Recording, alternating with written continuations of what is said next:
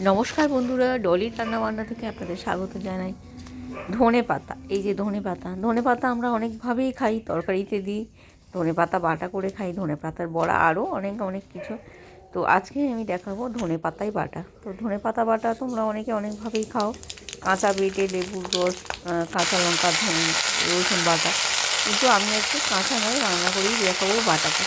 প্রথমে কড়াইয়ে আমি রসুন আর কালো জিরে ফোড়ন দিলাম, তারপরে ধনে পাতাগুলো কেটে ধুয়ে তারপর দিয়ে দিলাম, তার উপর দিয়ে দিলাম লবণ, দিয়ে চাপা দিয়ে দিলাম। কিছুক্ষণ পরে নিচে ঢাকনাটা খুলে ওলট পালট করে দিলাম, নিচে ভাপা অংশটা যেন ওপরে আসে আর ওপরে কাঁচা পাতাগুলো মিশে যায়, এমনি করে দিয়ে দিলাম। তার উপরে দিয়ে দিলাম গোটা চিংড়ি, যে যেমন ঝাল খাবে সেরকম দিকে লঙ্কা দেওয়া, আমি দিলাম 3টে লঙ্কা, দিয়ে আবার ঢাকনা দিয়ে দেবো। এবার ধনে পাতা থেকে যে জলগুলো বেরোয় সেটা শুষে গেল, এটা শুষে গেলে নামিয়ে আমি এদিকে শিলে বেটে নিচ্ছি, তোমরা চাইলে মিক্সিতে বাটতে পারো। এবার বাটা হয়ে গেলে গরম গরম ভাতের সঙ্গে পরিবেশন করো বন্ধুরা। আমি একেবারে হলপ করে বলতে পারি এত সুন্দর খেতে লাগে, বাচ্চারা থেকে বড়রা প্রত্যেকেই ধনে পাতা বাটা দিয়ে ভাত খাওয়া যাবে, আর তরকারি লাগবে না।